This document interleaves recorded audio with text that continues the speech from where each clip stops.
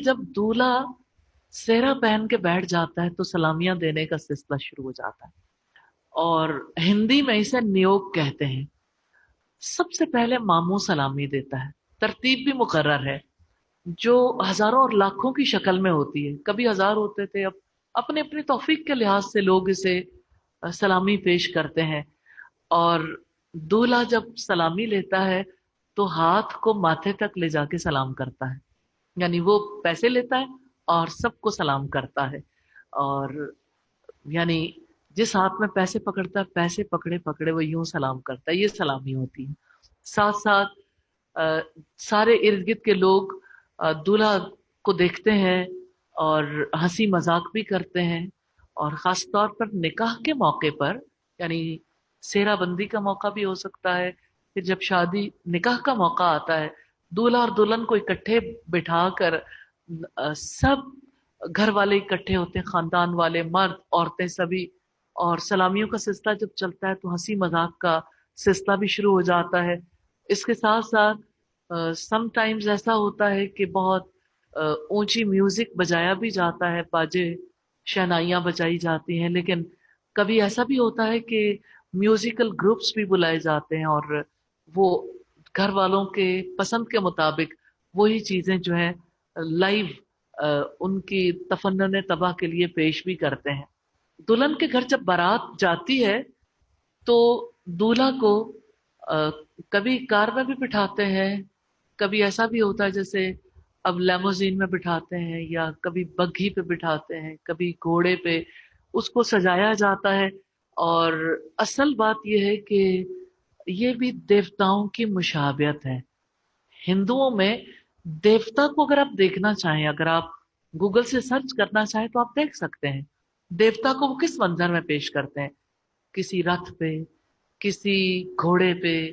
और आम हालात में तो लड़का चाहे यानी जिंदगी भर ना बैठा हो, लेकिन शादी के मौके पर किसी न किसी देवता से मुशाबहत जरूर हो जाती है, जो रथ पे सवार होकर जंगें किया करते थे और फिर जंग जीत कर दूसरे की सल्तनत पर कब्जा कर लिया करते थे।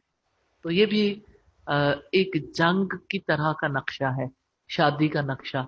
अब चूंकि दुल्हन के घर जा रहे हैं फतह करने के लिए, और रियली सारी सोच ही ऐसे होती है, जितने काम किए जाते हैं वो भी इसी तरह से। जैसे आप ये देखिए कि जिस वक्त बारात पहुंचती है तो अचानक पता चलता है, कभी फायरिंग शुरू हो जाती है, कभी बहुत जोर जोर से बैंड बजना शुरू हो जाता है, कभी गोलाबारी शुरू हो जाती है, कभी आतिशबाजी शुरू हो जाती है।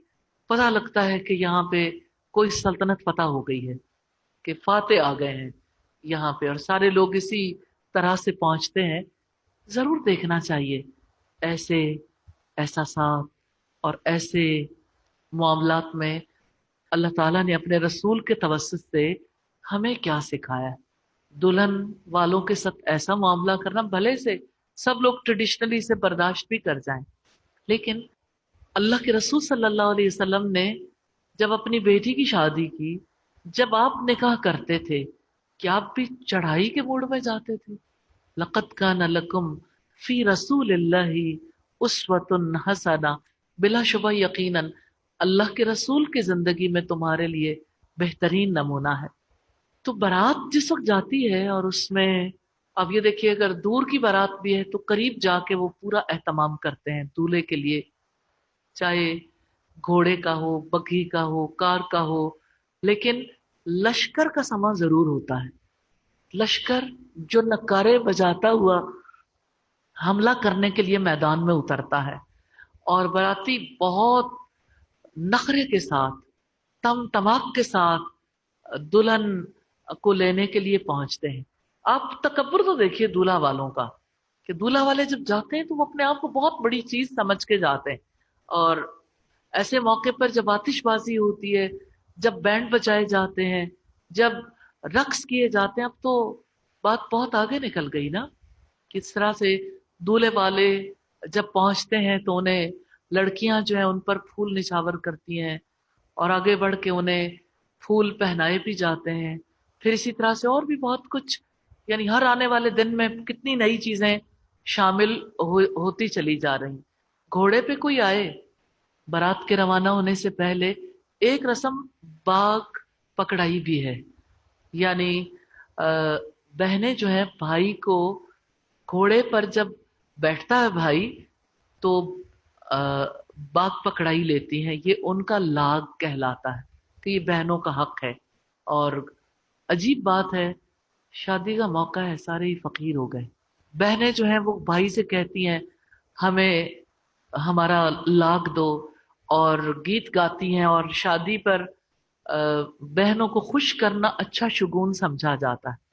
اور اس موقع پر جب لڑکا یا لڑکے کے گھر والے، باپ سم ٹائمز باپ بھی آگے بڑھ کے دیتے تھے، لیکن لڑکے کے ہاتھ سے دلواتے ہیں. اور لڑکا جو ہے اس وقت اپنے آپ کو دنیا کا بادشاہ سمجھ رہا ہوتا ہے، سخی بادشاہ جو اپنی بہنوں کو لاگ دے رہا ہے.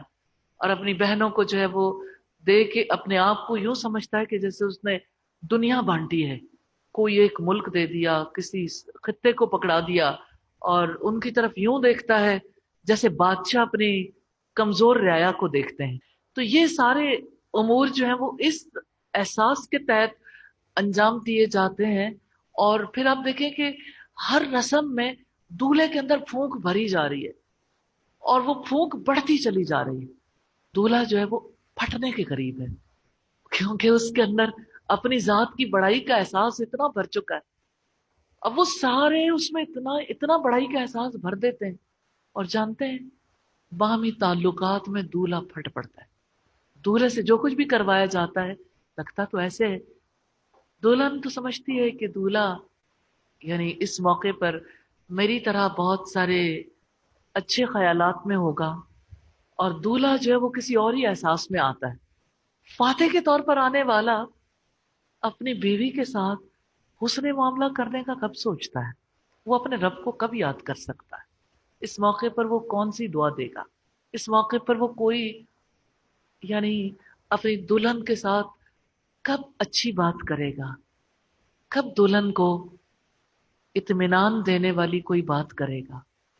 اس سے بھی جو بات کرے گا وہ بھی تکبر سے بھری ہوئی ہوگی کہ ہم لوگ ایسے ہیں، اور ہم نے اس موقع پہ یہ کیا، اور ہم اس طرح سے کرتے ہیں، اور آپ کی طرف سے ہمارے ساتھ یہ کیا گیا.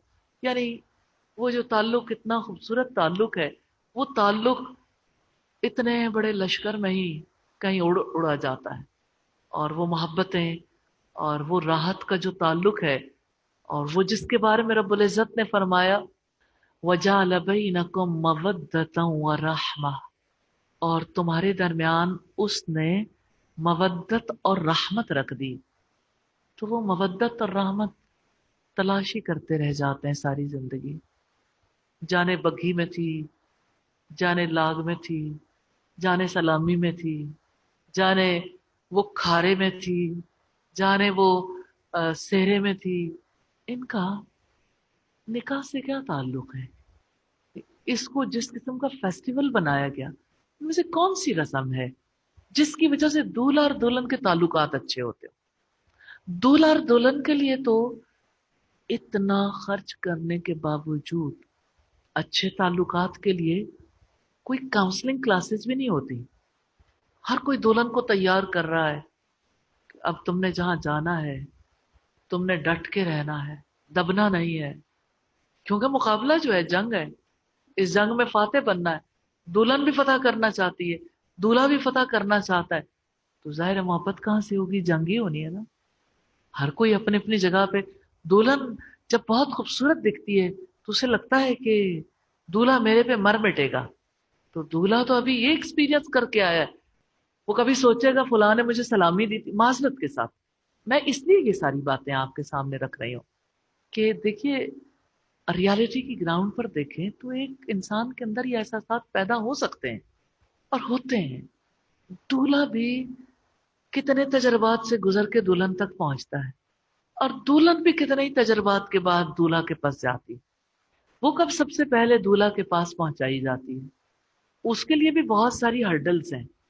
ضرور دیکھنا چاہیے ایسے احساسات اور ایسے معاملات میں اللہ تعالیٰ نے اپنے رسول کے توسط سے